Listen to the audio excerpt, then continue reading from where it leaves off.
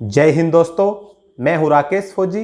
दोस्तों, आज के वीडियो में हम बात करेंगे सीआरपीएफ एचसीएम के टाइपिंग टेस्ट के बारे में कि सीआरपीएफ एचसीएम का टाइपिंग टेस्ट किस प्रकार से होता है। सीआरपीएफ एचसीएम का टाइपिंग टेस्ट पास करने के लिए आपको कितनी स्पीड चाहिए, हिंदी की स्पीड, इंग्लिश की स्पीड, इसके अलावा एक्यूरेसी कितनी चाहिए, बैक स्पेस आप टाइपिंग टेस्ट के दौरान यूज़ कर सकते हैं कि नहीं कर सकते हैं। इस वीडियो के माध्यम से आपको जानकारी मिलेगी। अगर आप चैनल पे पहली बार आए हैं तो चैनल को सब्सक्राइब करके बेल आइकन ज़रूर प्रेस कर लेना, क्योंकि इस चैनल के ऊपर आपको फोर्स से संबंधित सभी प्रकार की वीडियोस मिलती रहती हैं।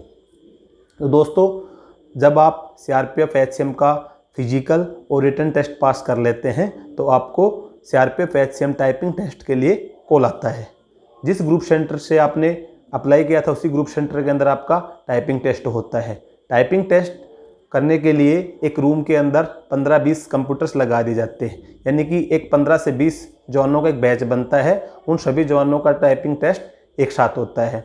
जब टाइपिंग टेस्ट के लिए बुलाया जाता है तो सभी जवान एक साथ रूम के अंदर एंटर होते हैं और उनके रोल नंबर के हिसाब से उनको कंप्यूटर अलॉट कर दिया जाता है।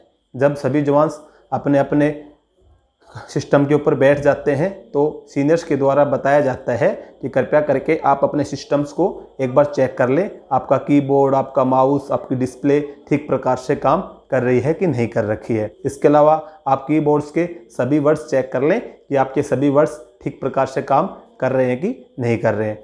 जब आपका पूरा सिस्टम ठीक प्रकार से काम करता है, सभी जवान रिपोर्ट दे देते हैं कि हमारा सिस्टम ठीक प्रकार से काम कर रहा है, तो आपका टाइपिंग टेस्ट शुरू हो जाता है। इसके बाद अगर हम टाइपिंग की स्पीड की बात करें कि एक जवान को CRPF HCM typing test pass करने के लिए कितनी स्पीड चाहिए, तो अगर जवान हिंदी के अंदर टाइप करता है तो हिंदी के अंदर 30 वर्ड पर मिनट चाहिए, और अगर इंग्लिश के अंदर जवान टाइप करता है तो इंग्लिश के अंदर 35 यानी कि 35 वर्ड्स पर मिनट की स्पीड चाहिए।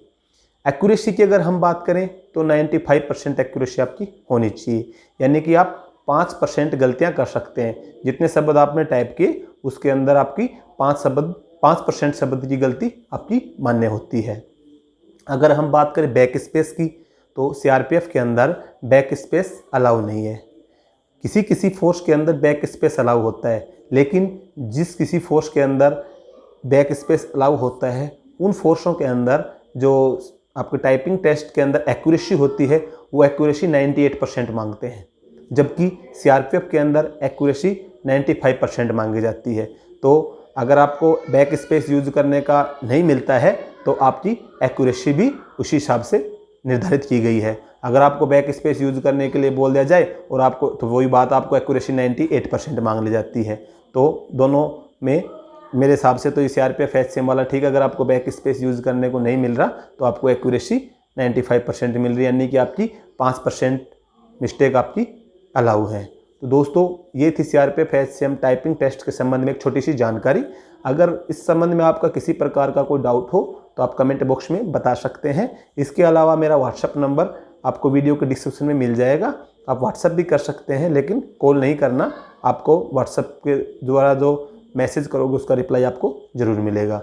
वीडियो अगर आपको अच्छा लगा हो तो वीडियो को लाइक और शेयर ज़रूर करें। जय हिंद।